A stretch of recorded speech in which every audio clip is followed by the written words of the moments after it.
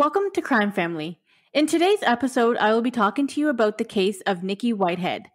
Nikki was a mother who had a rough upbringing and gets pregnant at just the age of 17 with twins. She tries everything to give her children a better life, but no matter how hard she tried, her daughters just didn't appreciate her, and one morning things turned tragic. So let's get started.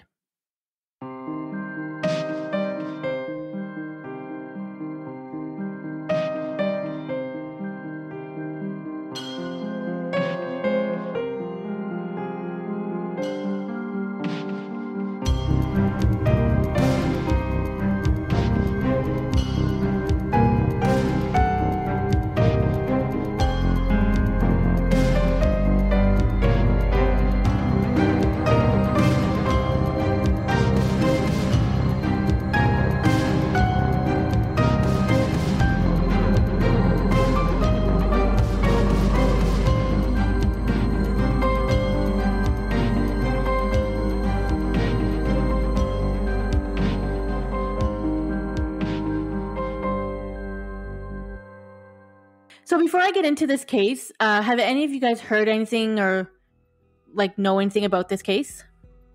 Yeah, I know kind of the basic facts of it. I know what happens and stuff, but I didn't really dive very deep into it. So I'll probably learn something I didn't know about it. I actually don't think I know anything about this case, so I'm excited. Okay, yeah, when I first read about this case, I heard about it back when it happened, but I didn't really know anything in the details. So when I was reading about it, I was just really interested, and it is quite a messed up, crazy case. I'm just gonna dive right into it. So like I said in the intro, Nikki Whitehead had a really rough upbringing. She lived with her grandmother, who had a hard time keeping her out of trouble. Nikki was doing quite a few drugs when she was in her teenage years and just one of those troubled teens. She ended up getting pregnant at just the age of 17 with twin daughters, Tasmiyah and Jasmiyah. And once the girls were born, they lived with Nikki's grandmother, which would have been their great-grandmother.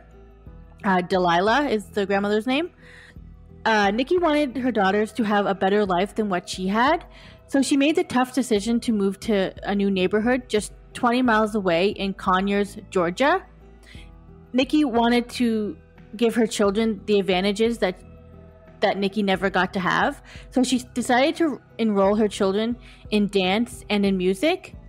And the girls were on a good path. They were straight-A students, they were on the honor roll, part of the scouts.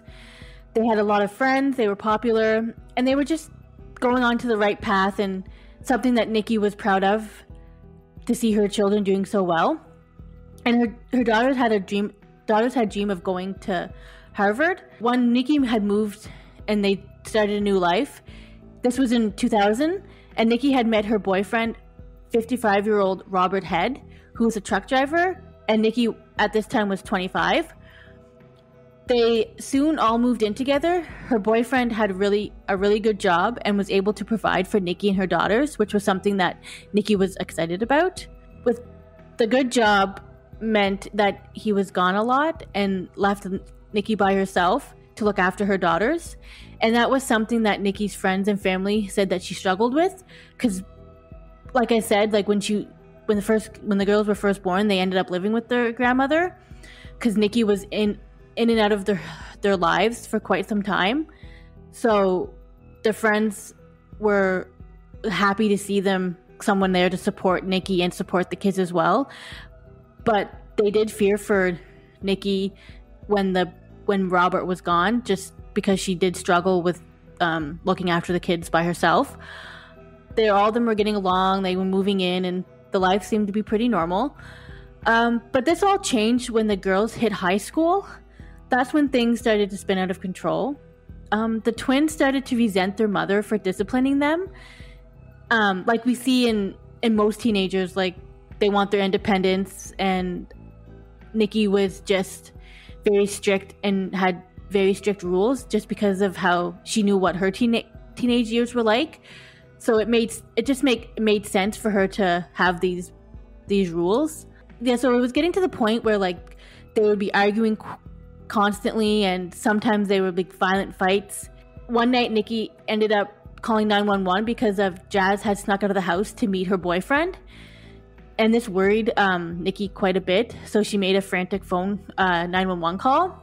During one of the 911 calls, the twins started to say that they wanted to go live back with their great-grandmother because rules weren't more relaxed and they just seemed to have a better life when they lived with the grandmother and things weren't so restricted. The officers end up coming to the house. After the officers had interviewed Nikki and Jazz and Taz, she had this weird feeling that things just didn't seem right. She said that the girls seemed sweet and innocent, but the look on Nikki's face, like she looked like she was just fearful of the girls and how deceitful the girls could be just from going to see them after that frantic 911 call. At the age of 13 or 14, it kind of was the different reports here when I was researching it. The girls did end up going to live with their great-grandmother just to get away from their mom for a bit in the toxic home life. But living with their great-grandmother only lasted about 2 years, and then the girls returned to living with their mom at the age of 16. Do you guys have any thoughts so far or any comments? I guess I'm just kind of wondering, like, what would make them think that their life with their mother was toxic? Like, was she disciplining them, like, too much? Or was it just them thinking, like, oh, my mom's so unfair, like, as a teenager? Or was it really, like, extreme? Well, there was one report that said that, like, she took their cell phones away from them because she didn't want them talking to, like, their boyfriends or, like, because after Jazz snuck out of the house, it was kind of like, okay, you can't be trusted, so I'm gonna take your cell phones away. Just being more disciplined, like had Curve come home at a certain time. I think they were just being like, I think the twins were just being dramatic. Like, yeah, she seems like just a reasonable mother. Yeah, that's not toxic. Like, that's something I could see myself doing. Like, I'm taking this from you. And just because like how she was brought up, she just wanted a better, like I said, like a better life for them. So I think that's why like she was more disciplined towards them. And like what they consider toxic would just be considered normal parenting for, but they did have like fights and stuff like that, like arguments that kind of sometimes would turn violent. But I mean, teenagers argue with their parents quite often. It's just a stage they go through. Yeah, and I feel like because they were twins, they were probably so close that they were just like feeding off each other too, like ganging up on their mom. It's easier when you have somebody else with you to like fight with you, I think. So I kind of feel bad for their mom. Yeah, like they outnumber her and like they gang up on her. So like, it sucks. And just 8 days later, after returning back home to live with their mom, this is when things took a dramatic turn for the worse. The girls claimed that they arrived home from school one afternoon to find blood everywhere and their mom submerged in the bathtub, dead. Jazz touched her mom to see if she was alive and then screamed and ran out of the house. She was running frantically down the street when, fortunately, an unmarked police officer happened to be driving by and Jazz flagged him down. After Jazz told the officer what had happened, the officer walked inside and there was just this bad odor. He could even smell it from outside the house. This was so overwhelming. The smell was so overwhelming. And what he saw, he just like nothing he could have imagined. And this is where the investigation starts off. So according to reports, the girls were described to be visibly distraught and they were taken into the Conyers Police Department. And the girls described to the officers of what they saw and what happened that morning. So this is the conversation that went on at the police station. Oh, this is Taz saying, "I heard Jazz scream and all I saw was blood," says Taz. Jazz muttered through tears, saying she's not coming back. Jazz continuously kept asking for her mom. "I want my mommy," and her sister would comfort her. And Jazz said that you have to be strong because I'm going to find who did this. They continued to tell the police the shocking and scary scene that they had just witnessed. As the girls kept talking, the more questions the police had. One of the detectives asked the girls, "What time did you leave for school?" Taz says, "We missed the bus that morning, so we had to walk." And the detective says, "You walked all the way to Rockdale?" And Taz said, "It's not that far." The police had found some surveillance footage that showed that the girls only walked to the gas station and got into a stranger's car. So at this point, the police are starting to get suspicious. And when they looked at the camera at the school, it showed that the girls were 2 hours late for school. Jazz did admit that she touched her mother when she saw her in the bathroom and saw her mother in the tub covered in blood. So she touched her. So she was stabbed about 80 times. She had cuts and bruises all over her. Parts of her hair was like, the big chunk of hair was like out of her skull. And just the brutal beating she took, like just from the stabs and the bite marks alone, like from the stab wounds, like her spinal cord was nearly severed. So this was like not just like, this was like a brutal attack. So once the police kept asking questions, and the more they asked, the more suspicious they were of the two girls. So after they talked to the girls, like obviously they did investigations, and they were seen as victims at the time. So they were starting to get suspicious, but nobody really had like, oh yes, the girls did it. The girls did end up saying that it was possibly Robert who could have done it, or her other boyfriend at the time. So she was dating Robert, but she was also dating this other man, the two boyfriends at the same time. So they did talk to both of them. Wait, who had two boyfriends at the same time? Nikki had two boyfriends at the time of her murder. So she had Robert, who they were living with, and then she also had this other boyfriend as well that Robert didn't know anything about. Robert did have an alibi.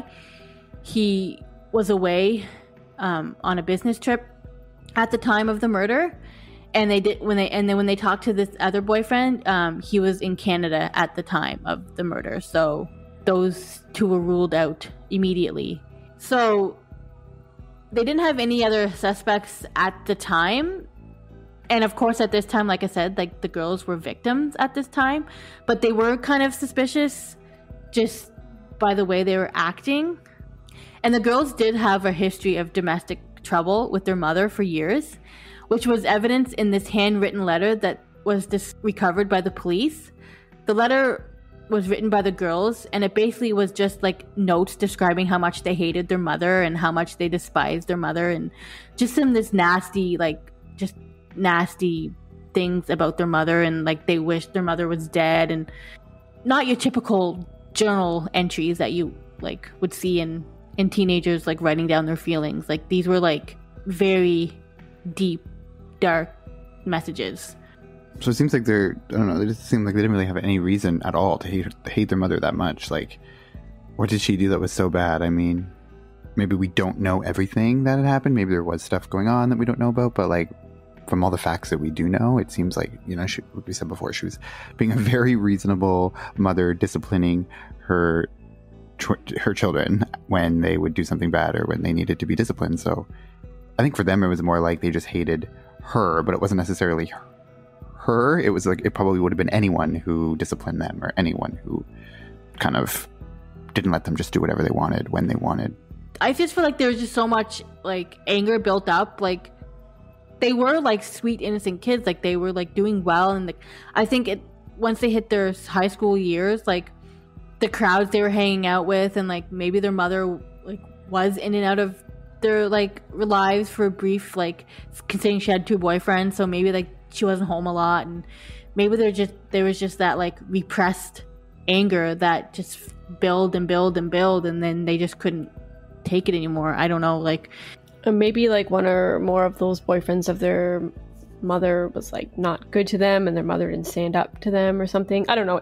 That's just me like thinking about situations of why they would hate their mother so much, because from what you're saying, there really wasn't a reason. Like maybe when they were younger, their mother wasn't there, but to me it sounds like she really did try. So I don't understand what they're like, this animosity they have towards her. Yeah, and that's kind of like what I was saying. It's like we might not know everything that did go on, so maybe there is something there that we don't know that would maybe like justify them having an anger towards her. But just if like we look at just the facts that we know, it seems like there was no reason for them to hate her that much. And like I said, other than just being like angry teenagers who were just miserable and angry. Yeah, and like feeding off each other. Like I said before, it's like one thing when you have like one angry teen that gets over it, but when you have like another one that they're like egging each other on, it like makes it just manifest. And I feel like their mother tried everything to like give them this life that she always wanted for her children. And like I said, when they were 13, they end up moving back with their great grandmother to try to get away from that. And so it was like they were trying to escape something. Like I said, like this case doesn't really go into a whole lot of like their back history of like what actually went on. It just kind of like skims the surface of like maybe it all has to do with like when the kids were younger and how much in and out of their lives Nikki was. And but like it never really does go into like a whole like deep history of like their actual like upbringing and stuff. So it's hard to like say.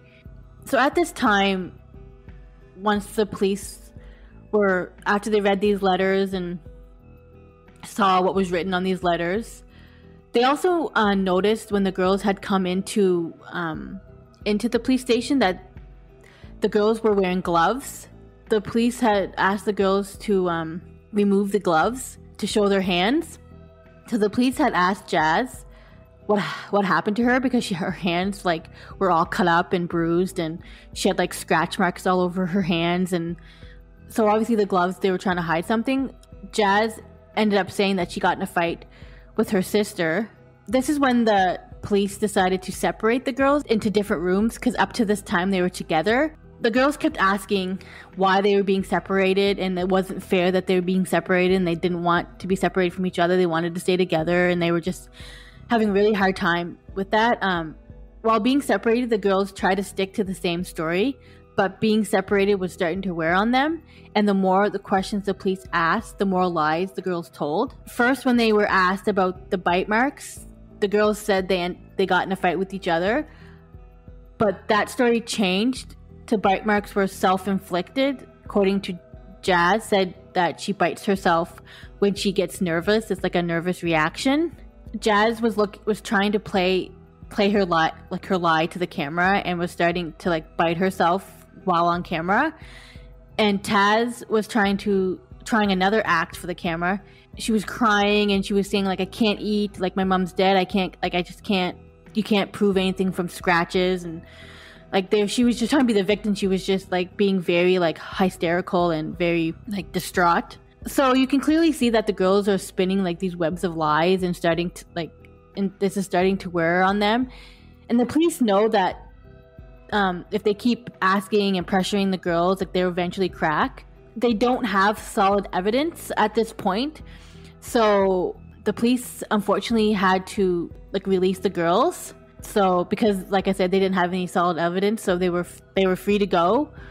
So once they had left the police station, they were released back into their great-grandmother's house, and they went back to normal. Like they went back to school, they back to like their social gatherings, they went to prom, they had a normal life, and everything seemed to be going okay while the investigation was still going on.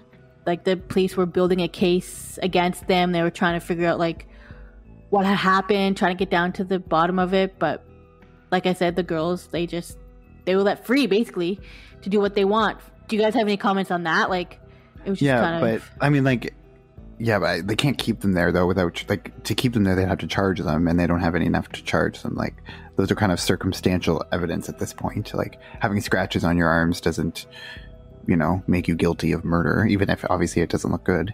But so like, it's frustrating that of course they were let go to like just go on and live their normal life. But like, it would be shocking to me if they did charge them with like barely any evidence. Like, so it makes sense like from a law enforcement perspective, like why they would be let go. But even though it is annoying. Yeah, even like right at the beginning when you were saying how the cops would come because of like domestic violence issues, and how you said like they could just turn it on right away, this innocent like victim, and how their mother was just like, oh my god, how quickly they can just like act that they're scared. Or so it doesn't surprise me that they were able to like act their way out of this situation and act like victims.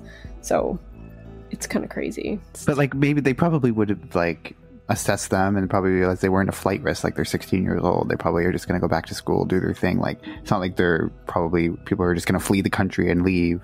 Their chance of fleeing was probably pretty low. So maybe that's why also what contributed to it as well.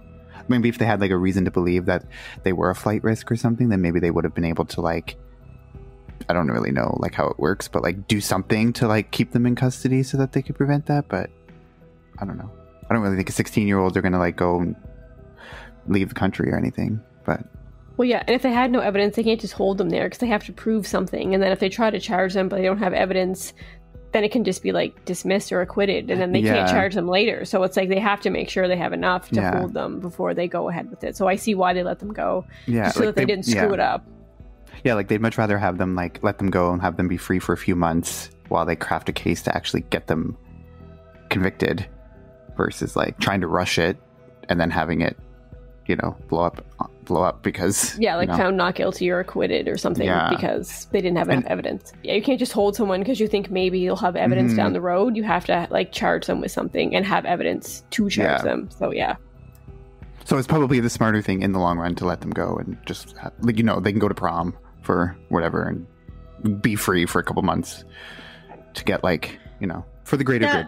And also them like thinking that they got away with it and free. Maybe they'll be like a little bit more relaxed and like let something slip, or just because they think that they're in the clear. Yeah, like let their guard down and like tell somebody the wrong one thing that like kind of sparks suspicion. Yeah, or like we've seen before, like in other cases, not that we've done, but like other cases where people kind of get cocky and they think they got away with it and they start bragging. I don't know. If they're planning it or they know it's going to happen, like they know how to like behave in the immediate aftermath. Like they know that people are going to be looking at them, they know they're going to be questioned, and like they're all prepared for that and they're able to like get through that. But like then as the months go on, they're going to get like lazy, they're going to like start slipping up and stuff. So this freedom only lasted just a few months, and it was about 4 months after they were questioned. On May 21st 2010, the girls were arrested and charged with murder. Jazz was arrested at her house and Taz was arrested at the school, and they decided to arrest them on the last day of school because they were afraid that once summer was coming that they would flee to avoid being arrested. So this is why they did it like the last day of school. The girls were arrested and taken into the police custody. Once at the police station, they had both originally pleaded not guilty, but then with their lawyers present, they each had a plea agreement, so they ended up pleading guilty. But before we get into that whole thing, like after that they were arrested and all that, they did confess to the crime. It was kind of more they wanted to tell the story of how they killed their mother, like with pride type thing, because just the way they were describing it was just like two very like evil people.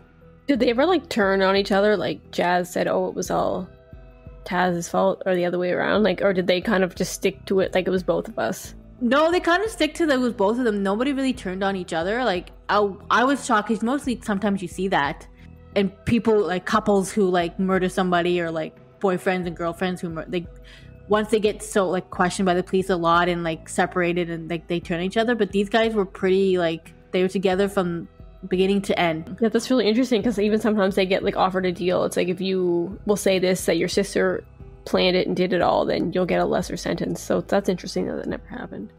And I would be interested to know like if they were, I don't know if maybe you'll get to that, if they were like, did they have separate lawyers where they tried together? Because I'm surprised like if they had separate lawyers, like their lawyer wouldn't like try to pin it on the other one and be like, oh well, this one like convinced her or was like the instigator or whatever, and this, They did have separate lawyers. I am going to get into like what they were charged with because they weren't charged with first-degree murder. So I will get into that in just a couple seconds here. So like I said, after they were like arrested, they both did confess to the murders. This is what the girls described of what happened that day.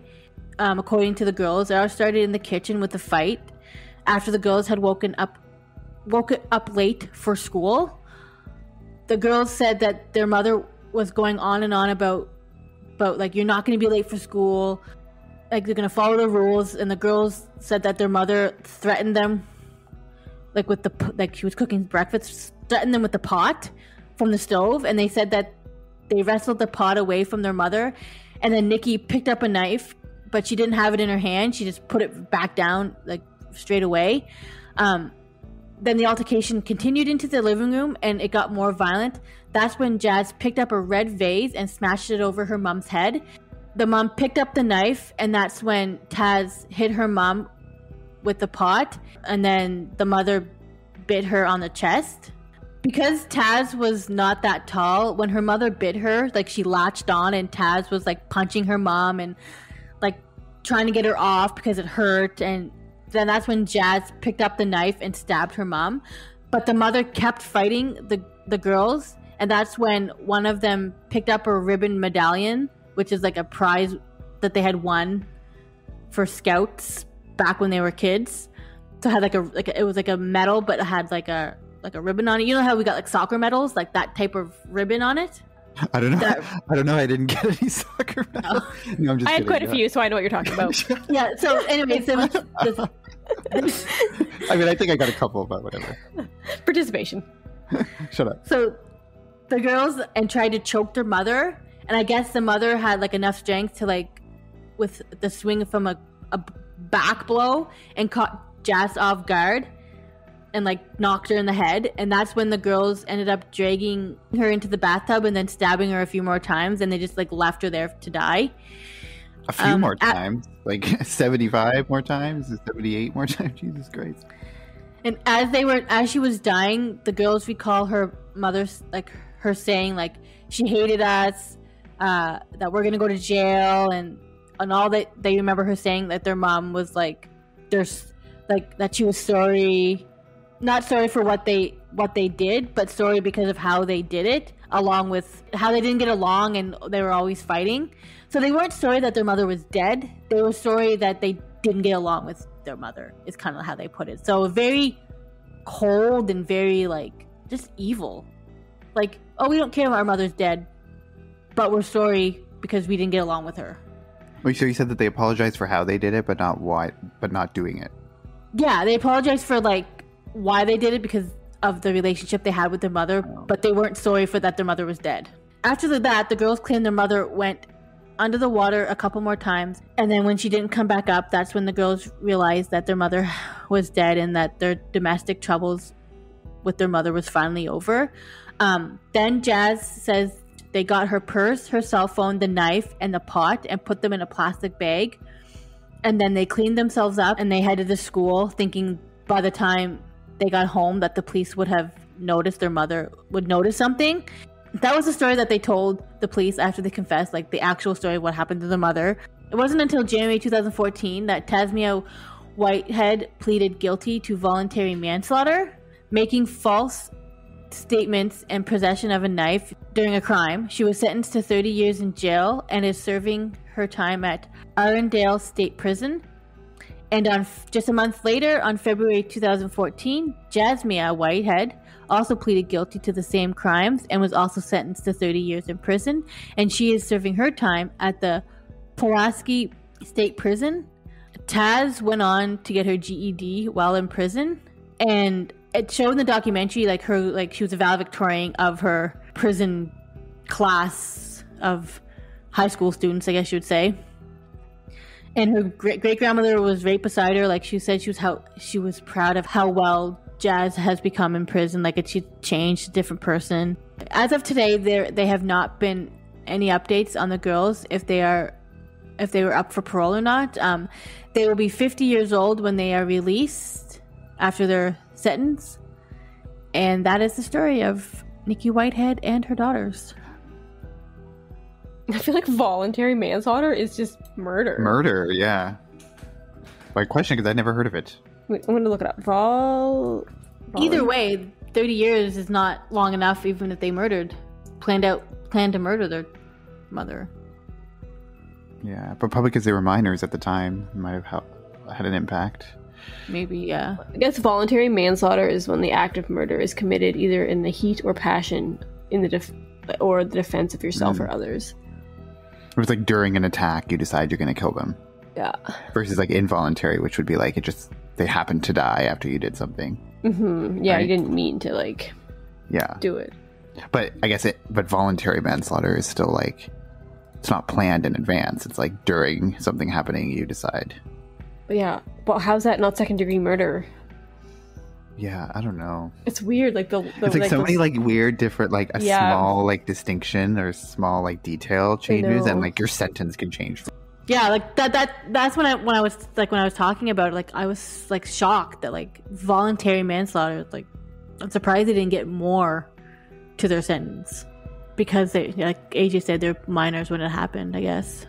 Yeah, it's crazy case. There's just kind of like two evil like 16-year-olds. I mean, they just seemed like they had a lot of anger issues and just hated their mother for whatever reason, but it's crazy that they thought about Harvard, like they were actually caring about school, and like they did something that would obviously prevent. And I always like you always see in these cases too. It's like they decided to get rid of them once and for all to live a better life. Like you think you are, like you know you're gonna get caught, right? And you are gonna go to prison. Like how is that a better life? Might as well just like wait it out for 2 years. Move out when you're 18. Out. Like like just get out. Yeah, like it's so weird to think like that's her first resort is to like just like murder her and like to live a better life. Like is it just like some arrogance like, oh, we'll never get caught? Because like you have to know that there's a substantial risk that you're going to go to prison for the rest of your life. This wasn't just like you're playing I shot you, you're dead murder. This was like a brutal attack, like a vicious like overkill basically. And I feel like you don't stab someone that many times in the heat of the moment. I don't know. Like, it seems like you were, like, doing it, like, you know, just vindictively at that point. Like, it's not like, I don't know. Because it's not like it's like you're defending yourself and, like, you know, 1 or 2 stabs. That's it. Yeah, like, they always say, like, when someone's stabbed that many times, they know it was personal. Because, like, somebody was super mad or they had some sort of, you know, strong emotion against this person. That's why a stranger doesn't come up and stab you 80 times. It's somebody that really hates you or like loved you or had some strong emotion towards you. It's not just some random. So yeah, it definitely. It's like, I know I mentioned this before in another case, but it reminds me again of like the Jodi Arias case where like she literally stabbed him like multiple times, shot him in the head, almost decapitated him, and then tried to say after that it was like, we got into a fight and I was defending myself. It's like, well, the final gunshot to the head after you stabbed him 30 times, like, it was a little unnecessary. So that's what reminds me of. And it's unfortunate for Nikki because she did not have a fighting chance because she had these two people attacking her at the same time. So, like, I could see if it was like one of the twins was attacking her and like she might have tried to get away, but it was like 2 of them at the same time and like she just didn't have a fighting chance. Like, it was just like a horrible situation. Yeah, the whole case just seems so like crazy that they turned on her as much as they did. Like I can see them maybe resenting their mother and wanting out, but like to do what they did is, you know, obviously it's super extreme and sad. And they did get out when they were 13 because they went to live with their grandmother. And I feel, but only for 2 years. I feel like what made them come back? Do you know what I mean? Back with their mom, if they hated her so much. And I find it kind of weird too, like. I don't know, when you were saying, like, the grandmother was saying, like, oh, I'm so proud of them. They're literally in prison for 30 years for killing her, what would be her granddaughter. Like, that's kind of like a weird reaction to have, I think. Or, like, a weird thing to say. I don't know. Did you not find that, too? I just found that kind of weird. Yeah, that's what was in the documentary. That's what when it showed Taz graduating and was a valedictorian. And at the end, her grandmother was like, I'm so proud of, like, how far she's come and...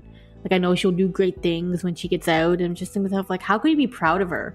I don't know. You see, like, people always want to see the best in everybody, right? And like the mothers and their daughters or their kids are always just like, yeah, like, no matter what they do, I'm going to love them. Like, you know, they could be like the worst person in the world and their mother still loves them because that's just what a mother does. So it's kind of crazy that, yeah, I guess, but I just find it weird, like, it's like that the person that they killed was her granddaughter, too, right?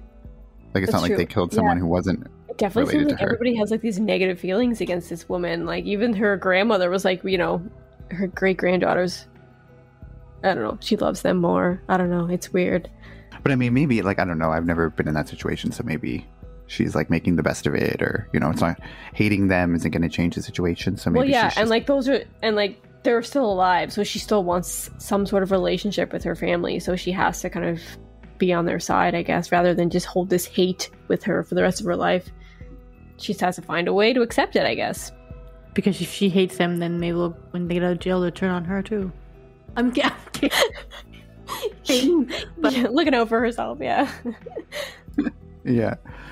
Yeah. She's like, geez, I better prepare. Just be nice to them. Yeah, I gotta be on their good side. Maybe they'll get out. Maybe they'll end up going to Harvard, and maybe they'll just have like a decent life. But I feel like Harvard will look at your criminal history, and there's no way they're Well, yes, yeah. Yeah, I don't know. But I mean, there's definitely I feel like Harvard's probably not the most like, I don't know, probably not the most like progressive school. Like they're probably like very like straight edge. Like if you have any sort of history of anything, they're gonna be like, no, we'll pass. Yeah, that's not happening for them for sure. But they could still go to university, go to some college, like. Yeah. Yeah, and like if they get out when they're 50, like 50 is still quite young, so like they would still have like, you know, a long time. And if they have changed, I don't know. It's hard to judge someone for like something that they do when they're 16, even though it's super heinous and horrible. And like obviously you have to have some sort of like something inside you that will make you do that, but you can to think that you can be a different person when you're like 40 versus when you were 16 is. I also found it interesting that they didn't go to the same prison, like they were separated, which I found was really odd. Oh yeah, I wanted to mention that. Like I wonder if that was like intentional, like they need to keep them separate. They probably did do it intentionally to keep them away from each other so they could like just grow as individuals. Yeah, like maybe they feed off each other. Like maybe like, you know, being together makes them there's like a bad influence on each other. Yeah. And like maybe they wouldn't do like maybe one of them on their own, if they had been like an only child, wouldn't have done that. It wouldn't have happened. Yeah. But when you have two people who are like in the same situation, you kind of feel like, you know, like I feel like Taz was the, I want to say the more responsible one. I feel like she was the, like if it was just her and her mom, I don't think she would have done it. I think Jazz had the most animosity against her mother. Like I feel like, yes, they committed the crime together, but I feel like you said, one probably wouldn't have done it if the other one wasn't there, type thing, in my opinion. Yeah, crazy. So thank you for joining us. If you like what you heard, please follow us on Twitter at CrimeFamilyPod1 or on Instagram at CrimeFamilyPodcast. You can like us on Facebook at Crime Family Podcast Facebook page, or if you have any comments or want to suggest a case or just want to get some feedback, you can email us at crimefamilypodcast@gmail.com. Hope you enjoyed tonight's episode and hope to hear from you soon. Bye. Bye. Bye.